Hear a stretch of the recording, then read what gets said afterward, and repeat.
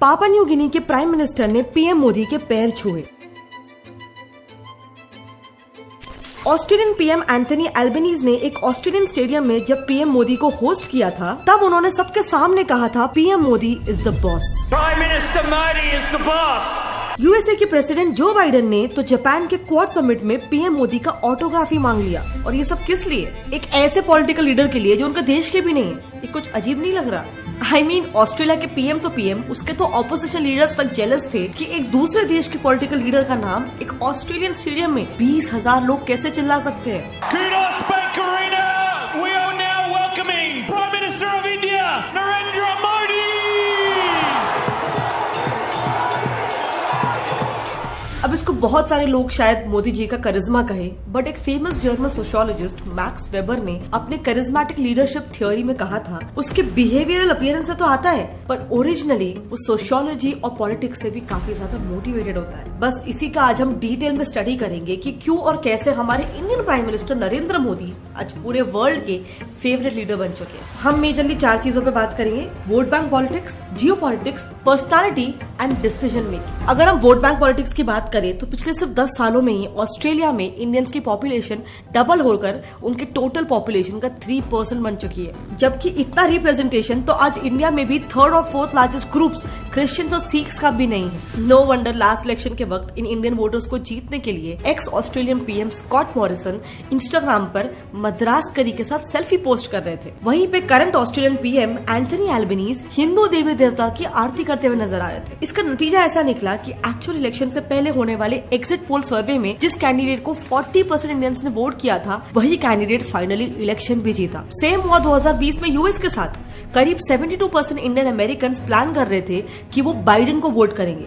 And guess who is the president now? So just imagine कि जब Australia, US और ऐसे ही बाकी डेवलप्ड नेशंस में इंडियन डायस्पोरा को एक डिसाइसिव पोजीशन में देखा जाएगा, तो दुनिया भर के 150 से ज्यादा डेवलपिंग नेशंस के सामने इंडिया और इंडियन पीएम की किस तरीके की ग्लोबल इमेज पोर्ट्रे होगी। बस यही आ जाता है मोदी पॉपुलैरिटी के पीछे सेकेंड रीजन, जियोपॉलिटिक्स। हाल ही में पैसिफिक नेशन पापा न्यू गिनी के पीएम ने पीएम मोदी को ग्लोबल साउथ के देशों का लीडर कहा था। उनके हिसाब से दुनिया के ऑलमोस्ट सभी डेवलप्ड देश नॉर्थ अमेरिका, यूरोप और नॉर्दर्न एशिया में स्थित है। एंड वो सिर्फ नॉर्थ के प्रॉब्लम्स की ही बात करते हैं, जबकि मैक्सिमम प्रॉब्लम्स को सहने वाली डेवलपिंग वर्ल्ड तो साउथ में बसती है। ऑल्सो काफी इयर्स तक इस ब्लू ग्लोबल नॉर्थ ने कॉलोनीज बनाकर रेड ग्लोबल साउथ को एक्सप्लॉइट भी किया है। इसीलिए इस सब को मद्देनजर रखते हुए हाल ही में ग्लोबल साउथ के 14 पैसिफिक आइलैंड देश जैसे कि cook island, Fiji, Kiribati, Marshall Islands, पापा न्यू गिनी, टोंगा, ये सारे देश ग्लोबल साउथ के एक ब्राइट स्पॉट यानी कि इंडिया को अपना लीडर बनाना चाहते हैं। एंड इसीलिए आपने देखा होगा कि उनके प्राइम मिनिस्टर ने मोदी जी के पैर भी छुए थे। But of course international relations में there are no permanent friends,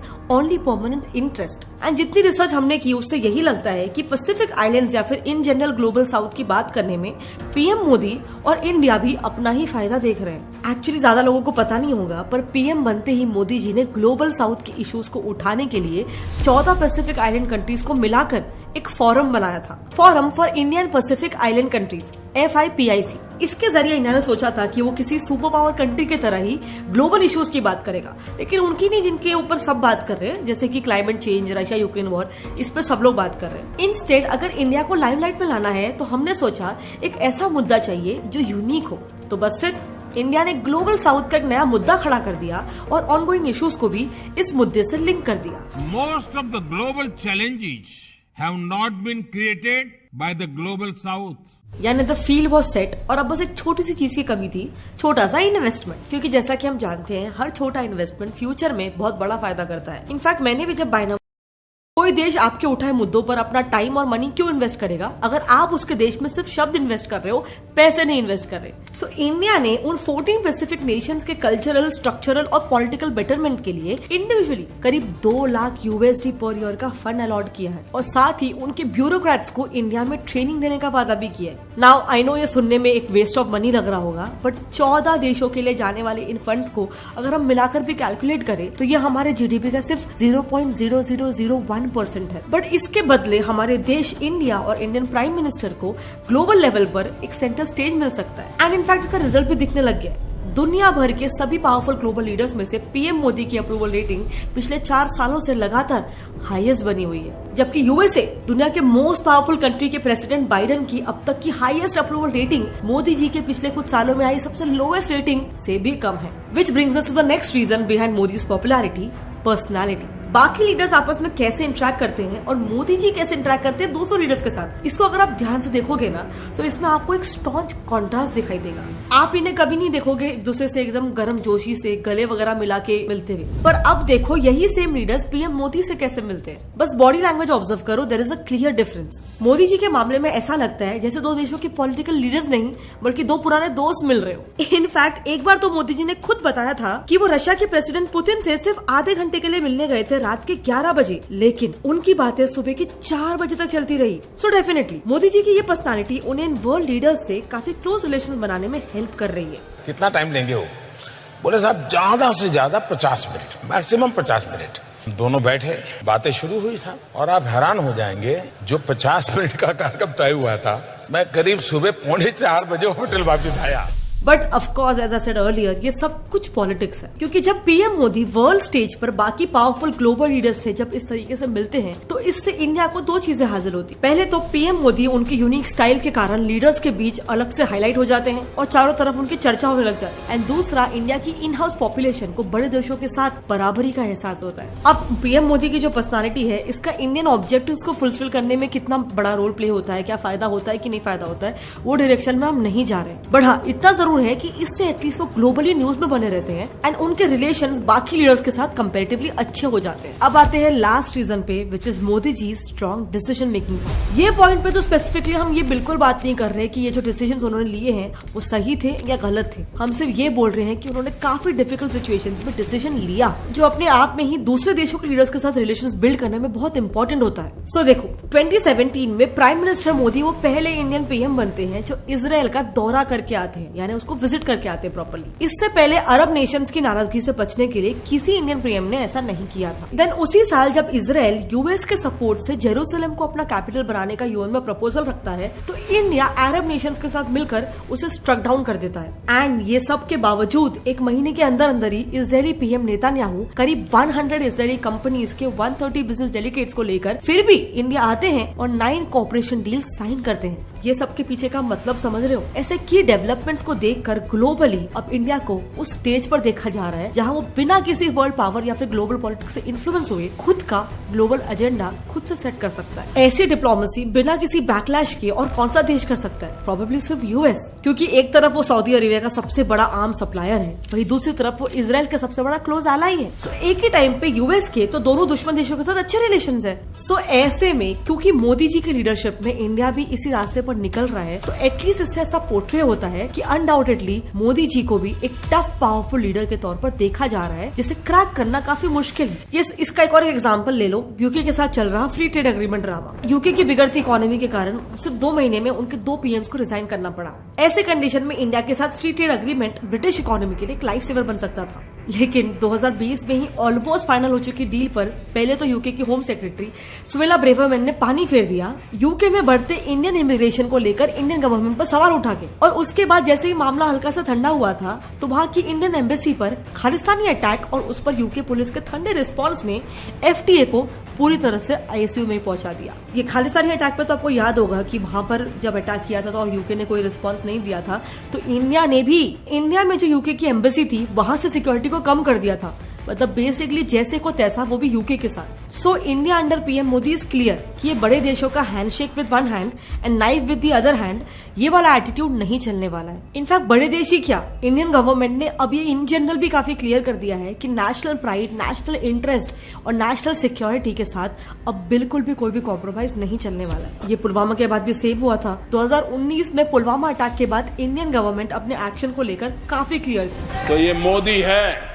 उसी भाषा में जवाब देना जानता। आतंकवाद भी करें और शांति की भी बात करें, ये थोड़ी चलेगा। लेकिन ये सब कुछ एक फुल प्रूफ स्ट्रैटेजी के तहत किया गया था। इस अटैक के दूसरे ही दिन इंडिया ने तुरंत 25 देशों को पाकिस्तानी इन्वॉल्वमेंट के क्लियर एविडेंसेस दिए, ताकि इसके बाद जो इंडिया एक्शन लेगा वो एक्शन लेजिटिमाइज हो सके। इसके बाद जब इंडिया ने एयर स्ट्राइक्स किए तो अगेन 12 देशों के साथ ऑपरेशंस के डिटेल्स शेयर किए गए, ताकि सिविलियन कैजुअलिटीज नहीं हुई है इसके प्रूफ सबके सामने आ सके। सो ये मास्टर स्ट्रैटेजी से इंडिया ने पहले तो बताकर मारा, और दूसरा उसने टेररिज्म के अगेंस्ट अपनी कैपेबिलिटी दिखा दी, क्योंकि इससे पहले हमेशा इंडिया टेररिज्म से सिर्फ कॉम्प्रोमाइज ही करता आया था। जैसे 1989 में टेररिस्ट को छोड़ देना क्योंकि उनके साथियों ने एलिजिडली उस वक्त के होम मिनिस्टर मुफ्ती मोहम्मद सैयद की बेटी रुबैया सैयद को किडनैप कर लिया था। अब मैं यहाँ पे एलिजिडली इसलिए कह रही हूँ क्योंकि रुबैया ने कश्मीरी पंडित्स को मारने वाले यासीन मलिक को अपना एब्डक्टर को आइडेंटिफाई कर लिया था, पर इसके बावजूद रुबैया की ही बहन और एक्स जम्मू एंड कश्मीर की सीएम महबूबा मुफ्ती खुद यासीन मलिक को हाल ही में प्रोटेक्ट करने की कोशिश कर रही थी। खैर, मामला जो भी हो, अब इंडियन लीडरशिप ने टेररिज्म को टॉलरेट करने से सीधा मना कर दिया है। इसीलिए मणिपुर में भी मारे गए इंडियन सोल्जर्स का बदला लेने के लिए म्यांमार में ऑपरेशन हॉट परस्यूट चलाकर टेररिस्ट का सफाया किया गया। इन सब एक्शन से 21st सेंचुरी में इंडिया की एक ऐसी इमेज बनती है कि पीएम मोदी की लीडरशिप में नेशनल इंटरेस्ट सबसे ऊपर है, एंड ऐसा सिर्फ वही देश कर पाते हैं जो काफी डेवलप्ड है। इसीलिए भी ये पीएम मोदी के पॉपुलैरिटी में एक मेजर फैक्टर हो जाता है। इनफैक्ट समय का खेल देखो, 2005 में जिस यूएस ने पीएम मोदी का वीजा कैंसिल कर दिया था, तब वो सीएम थे, आज उसी यूएस का प्रेसिडेंट मोदी का ऑटोग्राफ मांग रहे हैं। नाउ ऑफ कोर्स इस पूरे वीडियो में हम कहीं नहीं कह रहे कि सिर्फ मोदी जी के आने के बाद ही सारे डेवलपमेंट्स हुए हैं, पर एक चीज को कोई झुठला नहीं सकता कि आज इंडिया को लेकर जो एक ग्लोबल एटीट्यूड है वो काफी ज्यादा चेंज हो गया। बट क्या आपके हिसाब से भी वाकई में आज हमारे पीएम ग्लोबली काफी फेमस है, एंड इफ यस तो ऐसा क्यों है? आपके जो भी ओपिनियन है मेरे साथ नीचे कमेंट सेक्शन में शेयर करना, I would love to know. बाकी तो आज मोदी जी की पॉपुलैरिटी को जस्टिफाई करने का एक सबसे बड़ा पॉइंट तो ये है कि वो पाकिस्तान जो पहले इंडिया के अगेंस्ट था, आज वहां के पाकिस्तानी लोग Indian prime minister Modi ji को अपना प्राइम मिनिस्टर बनाना चाहते हैं। इस टॉपिक पे हमने डिटेल वीडियो बना रखा है। वीडियो खत्म हो गया है भाई, थोड़ी सी स्ट्रेटजी अभी हमारे माइंड से तो जो लगा कि किस तरह जो दुनिया को ना वो अपना गुलाम बनाया जाता है, मतलब अपना फॉलोअर बनाया जाता है। ये तरीका कैसे लफ्ज इस्तेमाल करते हैं भाई साहब आप? मतलब अपने पीछे लगाना, अच्छा अच्छा, दुनिया को अपना मदाह कर लेना, अपना फॉलोअर बना लेना, वो वाली स्ट्रेटजी आज नजर आई। तो पहले भी हमें नहीं पता था कुछ, चलो थोड़ा सा कुछ आइडिया तो हुआ जी। एक तो ये कि भाई किसी की दुखती रग को इस्तेमाल किया जा रहा है, ऐसी बात ठीक है कि अभी दूसरी तुर्की और जो एक और मेरे ख्याल में क्या नाम है उस आइलैंड का, साइप्रस है ना। अभी तुर्की जो आवाज इधर उठाता है कश्मीर की तरफ, इसने इंडिया ने क्या किया जी साइप्रस की तरफ। मोदी जी की क्या बात करें भाई, आज पूरी दुनिया के लीडर्स जो हैं उनको मतलब इतना मानते हैं कि उनके पैर भी छूते हैं, गले लग जाते हैं यार। ऐसी जो बातें कभी हमने भी नहीं देखा, और मोदी जी ने इतना अपना नाम मनवाया है ना कि भाई पुराने जो लीडर्स थे वो भी डरते थे कि इसराइल हम जाएंगे तो अरब वाले मतलब नाराज ना हो जाएं, लेकिन मोदी जी वो इंसान है जो किसी से डरते नहीं है, जो उनका फैसला होता है वो करके ही रहते हैं। और इसराइल जाकर भी आए और इसराइल के वहां इंडिया में भी आए, तो दुनिया ने देखा, अमेरिका भी हैरान है कि भाई इंडिया जैसे आगे बढ़ रहा है कहीं ये सुपर पावर ही ना बन जाए। कि दुनिया के जो वर्ल्ड लीडर्स है सबके साथ इंडिया का जो रिलेशन है वो एकदम स्ट्रांग है। बस चाइना और पाकिस्तान को छोड़ के बाकी हर किसी के साथ मोदी ने इतनी दोस्ती रखी है। हालांकि चाइना और पाकिस्तान को भी इन्होंने मौका दिया था कि आप भी हमारे साथ मिल जाएं और मिलकर हम आगे बढ़ेंगे, लेकिन चाइना पाकिस्तान की पता नहीं क्या है।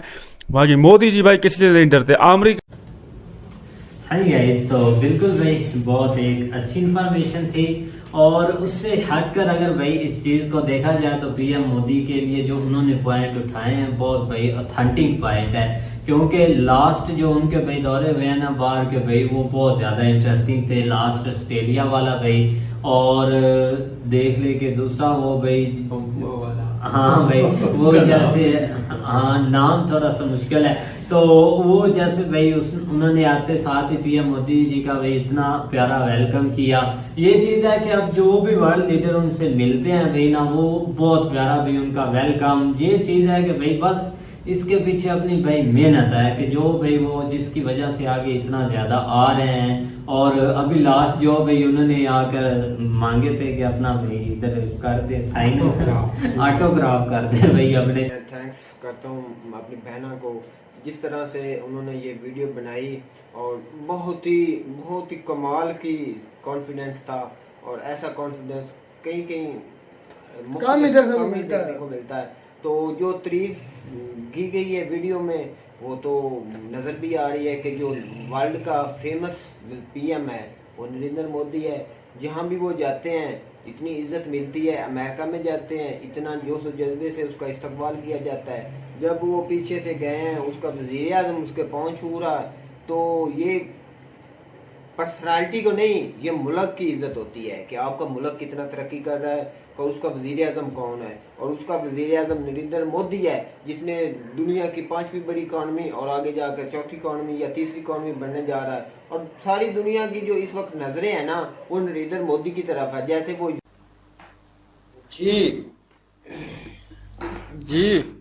जी ऐसे कर देते हो। आज नदीम बोलेगा। स्टार्ट कहाँ से करता है? नदीम बोलने लगा जी। जी बिल्कुल बड़ी बात है जी। मोदी ने वाकई बहुत से टारगेट अचीव किए हैं जिसकी वजह से वाकई उनको ये इतना मतलब सम्मान बनता है।